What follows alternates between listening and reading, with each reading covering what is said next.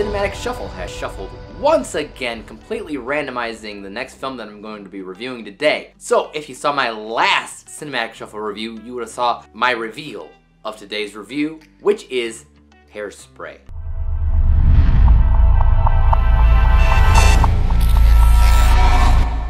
Pleasantly plump teenager Tracy Turnblad auditions to be on Baltimore's most popular dance show, The Corny Collins Show, and she lands a prime spot. Through her newfound fame, she becomes determined to help her friends and end the racial segregation that has been a staple of the show.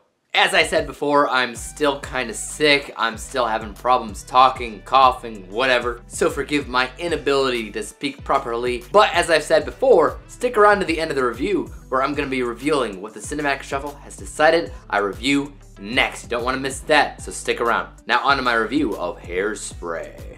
So this film came out in 2007, and I remember specifically because that was the year that I worked at a movie theater. And it was partially because of that I got to see it a few times in theater, but I probably would have done that anyway because I honestly loved it, and for a very, very long time I consider this to be one of my favorite, if not my favorite, musicals ever. I'll also admit that, you know, I was a fan of High School Musical growing up, and when I saw Hairspray, which was of course, you know, Zac Efron's branching out of musicals, you know, so still doing musicals, still staying in the Disney world, but not in TV musicals, not just in High School Musical, but rather theatrical. I was a big fan, and I still am to this day because he keeps proving himself, especially in The Greatest Showman. He is a great musical actor. I personally wish he would keep doing it, but alas, I'm getting off topic. This is such a bright, colorful, feel-good musical that just makes you happy, makes you smile. Not only that, but it's also incredibly important and relevant when it comes down to racism, civil rights. I mean, yeah, the entire movie is nonsensical and unrealistic when it comes down to the plot because the entire thing is literally about dancing. It's hard to find somebody who's not dancing somewhere. Like, if you're in school and you get in trouble, you get sent to detention. Detention is just a class without a teacher where all they do is dance. It makes no sense. But if you start to translate the film a little bit and you say that dancing is just an allegory for segregation and racism and how the world and society as a large saw these ideas, it suddenly becomes incredibly important and relatable and, yes, realistic, even though it's a musical. Musicals were always really good at just providing, you know, an idea, a feeling, so to speak, through song and dance, of course. And I would actually say that it's one of the few musicals that I've seen where there's a lot of songs, one, and two, I love them all. After I saw it for the first time, and pretty much every time that I've seen it since, I wanted to go out to some kind of music album store or something and get the actual soundtrack and listen to it on loop, basically, because I like all the songs. I've memorized them all at this point. They're all very feel-good. They have a lot of emotion to them. 9 times out of 10 with other musicals,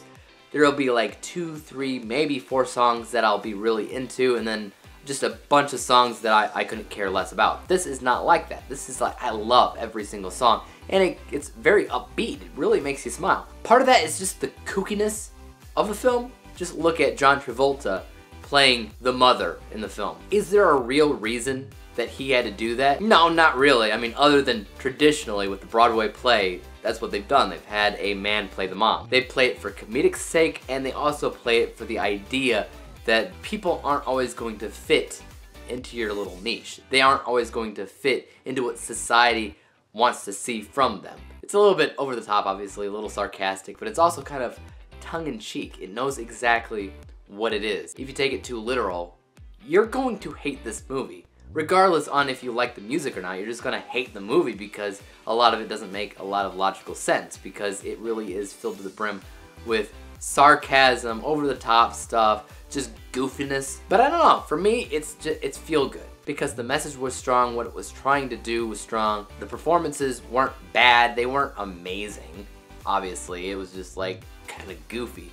But I do like the cast here and what they bring to the table. Even when you take a look at how it was technically made. Cinematography and the editing and the choreography was very, very well done. The singing was on key and it was exciting and it was funny at times. It was sad and emotional at times, which is exactly what you want from a musical. The vibrancy of the light and the colors of the film is constant and it's memorable. For me, I've seen this movie many times and I wager I'll probably be seeing it many more times in the future to come. I can't say it's a perfect film. I can no longer say it's my favorite musical, but I do have a lot of fun with it. And for me, there's hardly a moment in the film that I don't care about or I don't like, because more than once when I was watching this last night, I caught myself with a smile on my face pretty much from beginning to end. It's just that kind of movie. Let's take a look at what I scored Hairspray.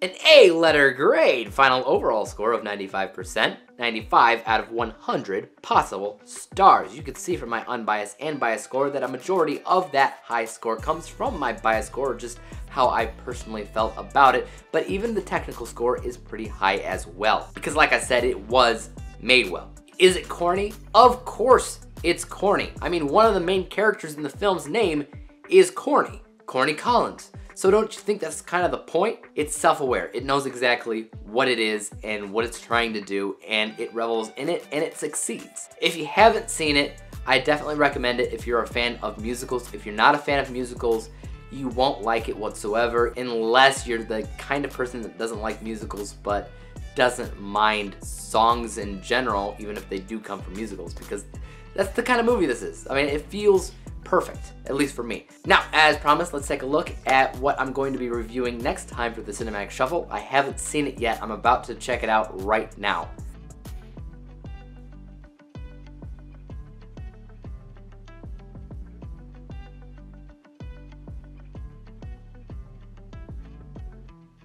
Beverly Hills Cop, it says 3, but I start at the beginning. So the next one is going to be Beverly Hills Cop 1. Which I haven't seen in a while. That should be interesting. All right. So I guess, make sure that you hit the like, the subscribe button, and the bell to be notified when I come out with that review for Beverly Hills Cop. And until then, guys, peace out.